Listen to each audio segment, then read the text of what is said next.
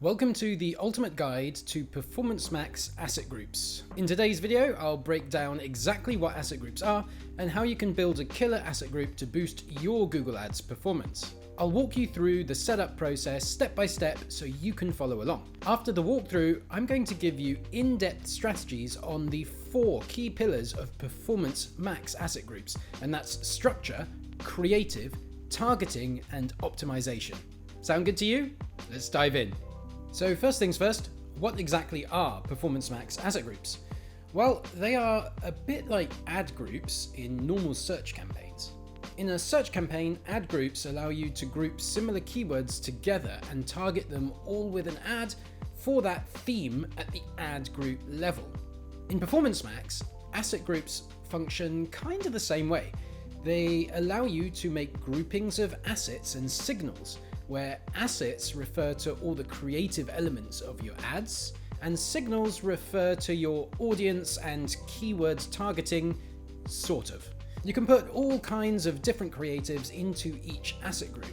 You can put a mix of text headlines, descriptions, images, and videos.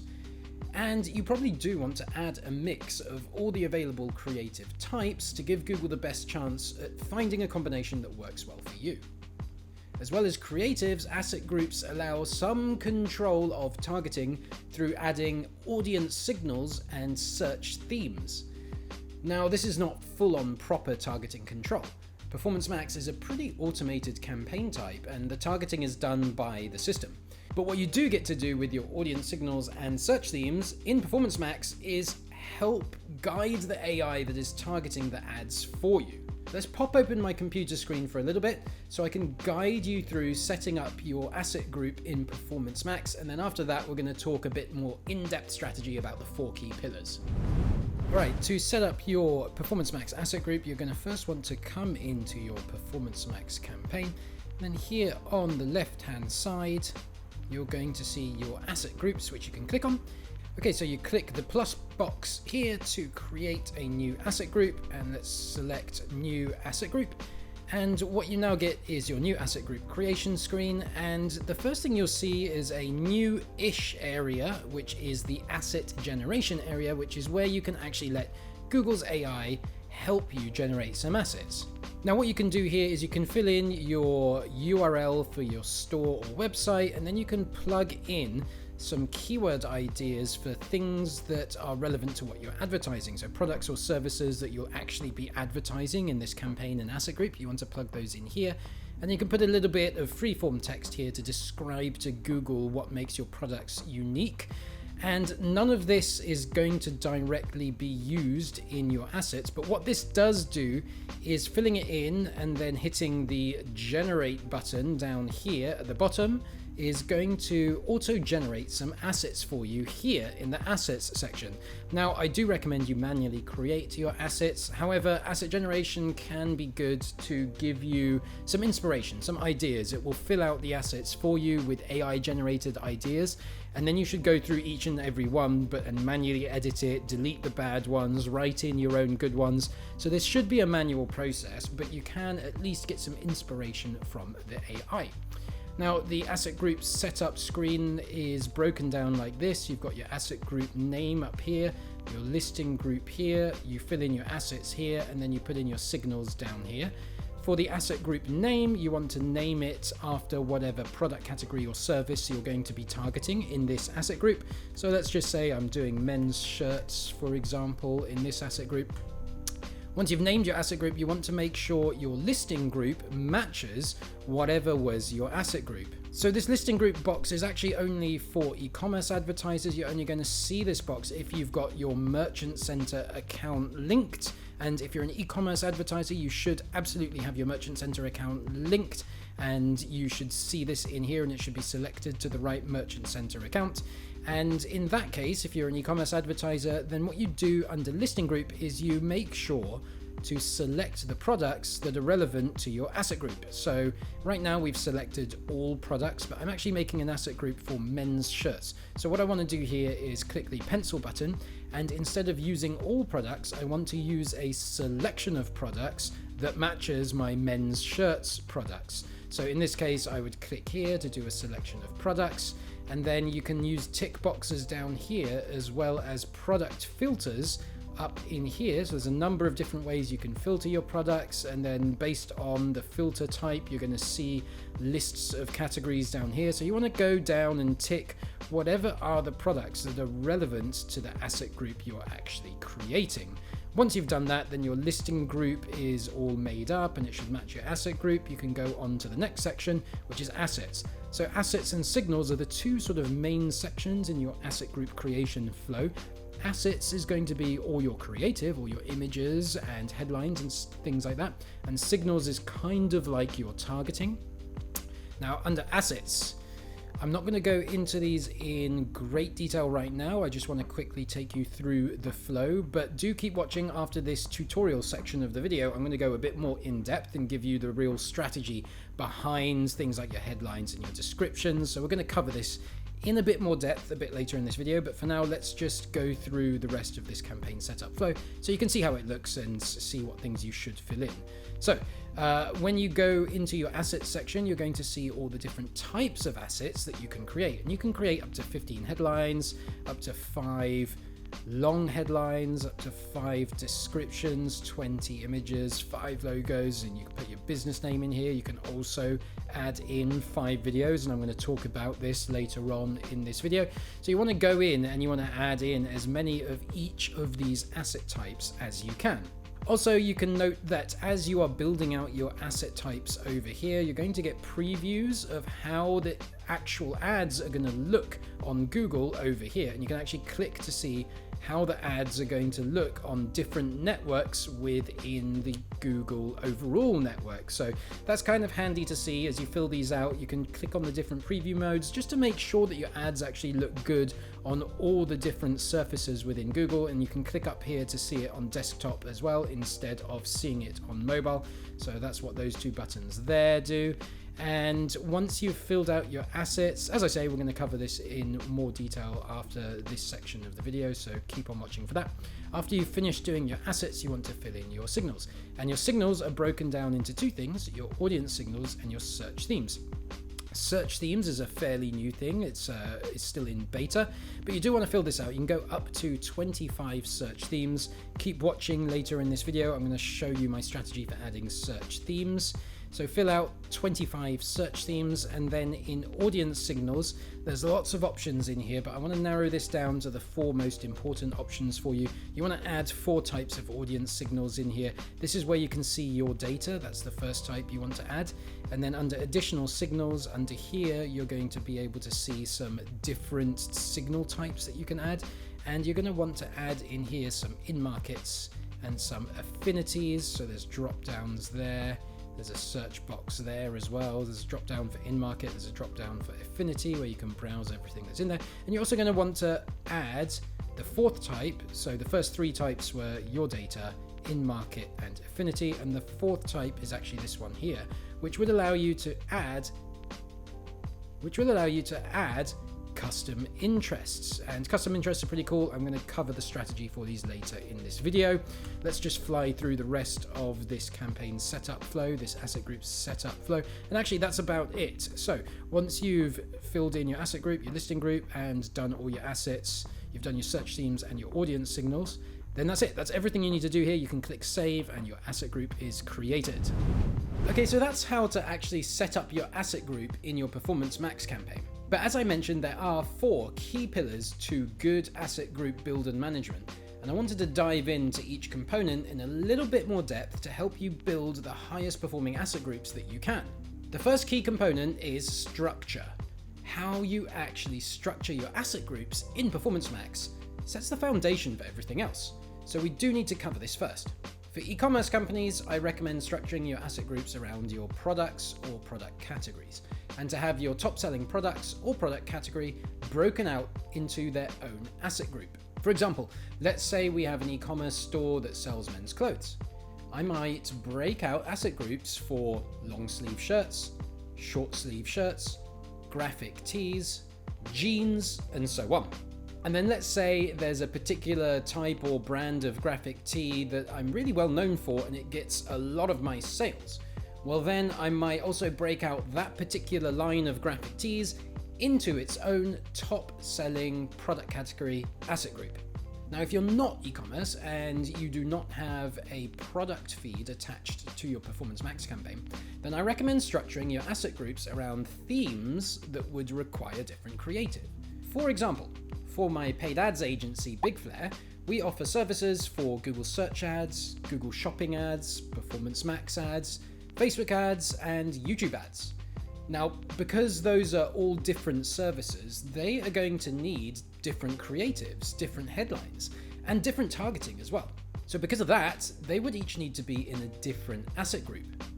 Now, in just a moment, I'm going to teach you the best assets to add into your asset groups, but first, let me just take a quick minute to tell you about my paid ads agency, Big Flare. If you run a small business and you're looking to grow rapidly through investing in top-notch Google Ads management, look no further than my agency, Big Flare. We're a small team run by yours truly, and we help founder-driven companies to run high-performing ad campaigns that profitably scale your business. If you need help from a team you can trust and that feels like your own, then click the link in the description below this video. You'll be taken to my contact page where you can book a time to talk with myself personally. We'll chat about your business and its challenges with paid ads, and if I truly think my team and I can help scale things for you, then I'll let you know on the call. Okay, back to the video. After you've decided the best structure for your Performance Max asset groups, you'll want to add the best possible assets for each asset group. There are lots of different assets you can add. Headlines, long descriptions, images, videos, and so on. So what I'll say here is don't get lazy and add just a few. Instead, try to add as many as you can of each individual asset type and to add every single asset type that you can. The more options you give to Google, the more possible combinations it can make and test, and the more likely it is to find a winner. While quantity is good, you also need to think about variety. Adding 15 headlines that are all just minor variations of the same thing is not going to give the machine much by way of real options to find something that works for you. Instead, add a range of different ideas so that the machine can actually test different things. For example, if I'm selling graphic tees for men, and if I had only headlines like this, it'd be really bad from a variety standpoint. As you can see, they're all kind of saying the same thing. I mean, it is good to have some headlines focused on the keywords that people will actually search for, but you also want some variety. You want some USPs in there, you want to mention things like your shipping deal if it's a good one, and so on. So a better set of headlines would be something like these ones up here. In this example, you can see I have a keyword-focused headline, but I also added some variety, so now my ads will be able to test some of those other messages. In a real-life situation, I'd have added more total headlines, between 8 to 15, to really try and give Google lots of examples and options to choose from. In this example though, I'm just showing you 4 just to give you the concept of adding variety. When you do this in real life, do add more headlines. Apply this same thinking when you are adding your images, videos, descriptions, and all your other assets. Add as many as you can, but also add variety to test different messaging. For images, you can add up to 20 and they can be landscape, square, or portrait. Make sure to add at least a few of each aspect ratio so that the system will be able to put ads in all the available placements on the network. And then for each aspect ratio, add a variety of different styles of images. Don't just add minor variations of the same thing. Regarding adding videos to your asset group, lots of people end up wanting to skip this because videos can be such a pain to create. But if you look closely at the asset group creation screen, you will see this. As you can see here, Google is actually just going to automatically create videos for you if you don't add them yourself. Those auto-created videos can perform quite badly in my experience, as I'm sure you can imagine. So I do recommend getting your own videos created, as they'll likely perform a lot better. If you need to create some quick and cheap videos that will perform better than Google's auto-created videos, you can check out Fiverr.com. There are a bunch of gigs on there that will do up decent quality videos quickly and cheaply for you. Another option for UGC style videos would be Billo.app. Billo is a marketplace where you can create a video brief, then hunt for creators to fulfill the brief and send you their videos. It's pretty cheap to use, starting from just $100, and I've had mixed results with Billo for video. It really depends on the quality of your brief and the quality of your creator. So if you do use Billo, make sure to write a really great brief and do a proper hunt for creators that are really great at what they do. Once you have videos, you need to upload them to your YouTube page, but don't worry, you can leave them as unlisted so that they aren't publicly viewable. Once they are there on your YouTube page, you'll be able to add them to your Performance Max asset groups. The signals section at the bottom of the Performance Max asset group setup section is where you're going to decide your targeting. I say targeting like that in air quotes because, as I mentioned earlier, it's not targeting in the true sense of the word. Google's algorithm does the targeting for you in Performance Max, but what signals do is they'll try and guide the algorithm in a certain direction. It's kind of like telling Google, hey, I know you're going to automate my targeting for me and you're going to test the whole network, but I think you should at least start here. The first part of the signals setup section is called Search Themes. Search Themes is a somewhat new addition to Performance Max signals, and what it does is it allows you to identify search keywords that you think your target audience would be typing into Google when searching for your products. You want to enter in here as many keywords as you can think of that people would actually be using when searching for what you're selling. One thing to note here is that Google already figures out which keywords to target based on the landing page and based on your product feed. So really, with search themes, you'll get more bang for your buck if you manage to find good keywords that are not already prominent in your landing page or product feed. To help generate ideas for search themes, go into Keyword Planner to generate some ideas.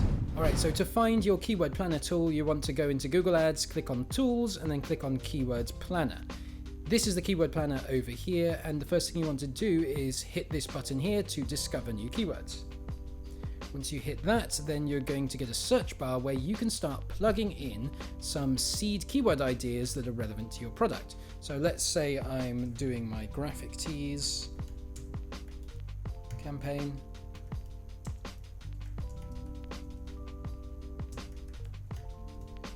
Maybe they've got some retro t-shirts too. So plug in some seed keywords that are relevant to what it is you are actually selling, and then click Get Results. Once you're on the results screen, you are going to see all the keywords that Google thinks is relevant to the seed keywords that you plugged in up here, and you can also add in additional seed keywords if you find anything in here that you think is good. So in this case, oh yeah, men's shirt, let's add that in, click Get Results again, it will regenerate the results, this time with my men's shirt keyword added. And what you want to look for here when you're looking for search theme ideas is relevant keywords with decent search volumes. So you can see here, this one only gets 110 searches per month. I might skip that one. I might go for searches that only get above 1,000, and this is exactly where you can see it here. So you want those two things, both relevant and getting good search volume. When you find stuff that is relevant and getting good search volume, then you can highlight it to your heart's content, and then you can add it here to create a saved plans, just so you've got your keyword list saved, and over here you'll then be able to see your saved keywords. So I recommend you click save on all the keywords that are good, and then from there you'll have a nice handy list that you can then just copy and paste into your search themes in your asset group. You can actually also just download the keyword list for yourself if that's easier, but essentially go through this keyword planner, and that's definitely going to help you generate more ideas for what you can do with your search themes in asset groups. Once you've done your search themes, head on down to the audience signals section to add audiences to target. I recommend you add 3 to 5 audiences of each of the following 4 types: your data, which is also known as retargeting, in-market, affinity, and custom interest. For each of those audience types, aim to have at least 3 to 5 of the best, most relevant options for each audience type. So that's 4 audience types, 3 to 5 of each type. So that means you're aiming to have at least 12 to 20 total audience signals added. For the Your Data section, segment your website into a journey or funnel, and then add each step of the journey as a separate audience under Your Data. So for example, for an e-commerce website, the website journey or funnel might look like this. It might go from homepage, then category page, then product page, then the cart, and then buy.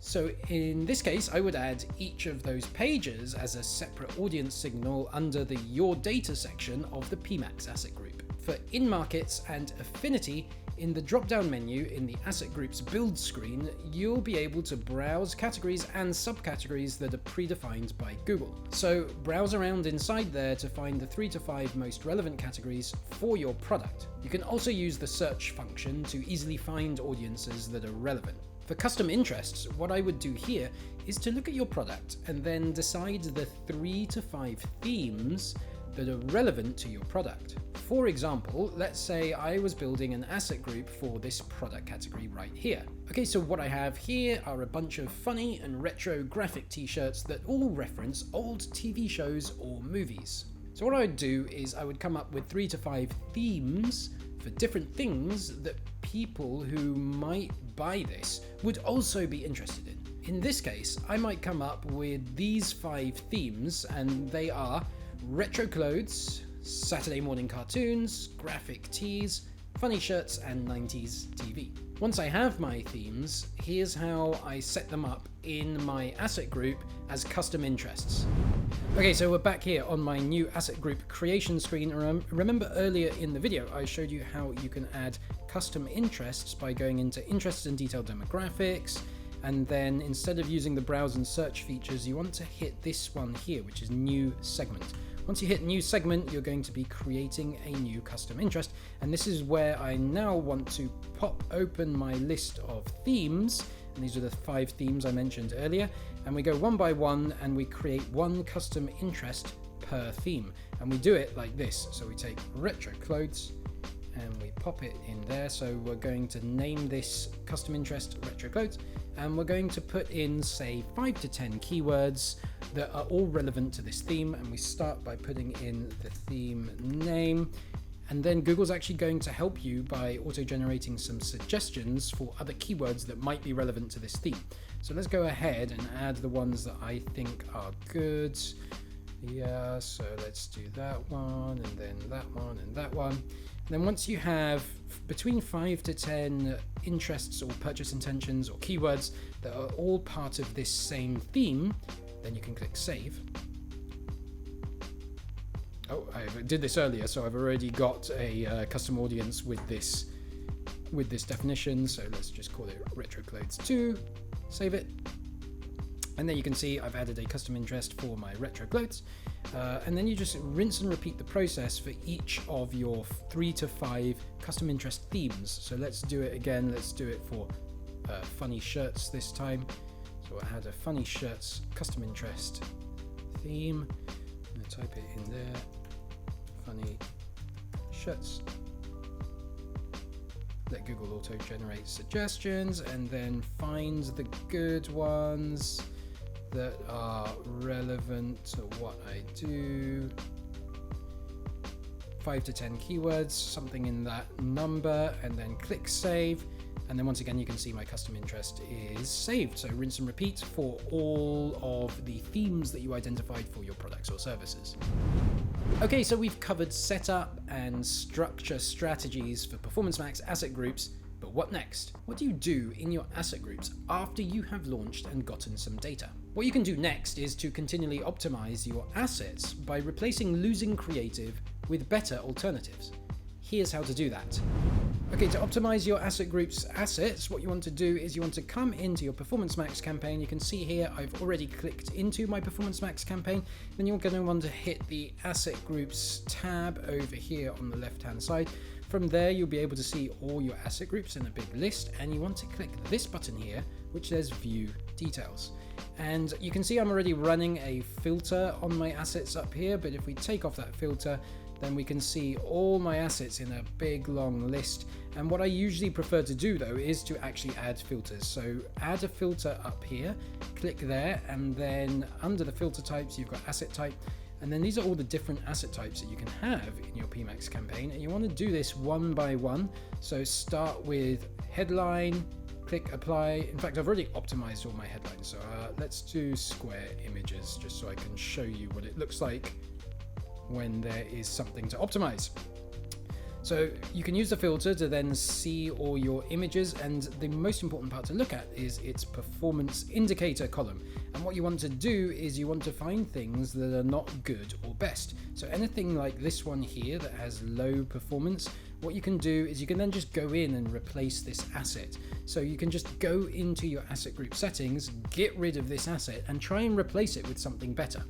When you're looking for something to replace it with that is going to be better, that's when you want to look at all the assets in your asset group at the moment. And you want to learn from what's doing well, but you also want to learn from what's doing poorly. So for example, this one's doing poorly, whereas this one is doing best. And what I notice is the one that's doing best has a much clearer focus on the product itself.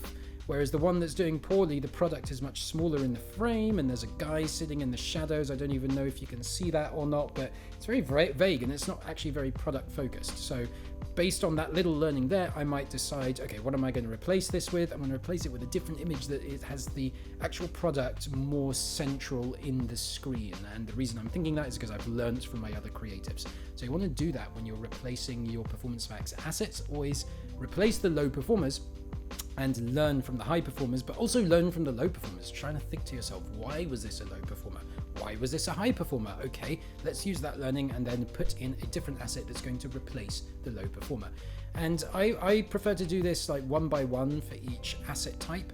And if we look at the headlines, you can see what we want this to look like after we've optimized our assets quite a few times. Eventually, once you've done this enough and you've got enough familiarity with how the assets are working in your campaign, you just want to have like everything as best or good, right? So I've replaced headline assets quite a few times in here. That's why it's all best now. We used to have some low performers in here, but you just keep on checking this every week. Check each asset type, look for the low performers, replace them with something better, and eventually just aim to have everything good or best in your asset group for the best performance across the asset group, across all its different asset types. I should also mention, by the way, that soon coming to Google Ads is going to be a conversion column in here. It's actually already out on some of my agency's accounts. We don't have it on this account yet, but the account I was looking at just earlier today already had it. So check in your account if you've got it. Some people have it, some people don't have it. There's going to be, in Google Ads, it's on slow rollout right now, 2 new columns in this asset group reporting screen where you're going to be able to see conversions and conversion value. So that will just help you see even more which assets are high performing and which assets are low performing, because not only will it give you this performance rating, it will actually tell you how many conversions were awarded against each asset. So it's just another way of figuring out what's good and what's bad in terms of your assets. And there you have it. By now, you should have a solid understanding of how to create and structure Performance Max asset groups. Remember, the key to success with these campaigns is constant testing and optimization, so don't be afraid to experiment with different creatives and see what works best for your business. There's a lot more that goes into optimizing your Performance Max campaign once it is up and running. I covered optimizing your asset groups, but there's quite a lot more than that. So up here is part 1 of a 2-part video series I did on pro level Performance Max optimization strategies. Go give that one a watch to see what to do next.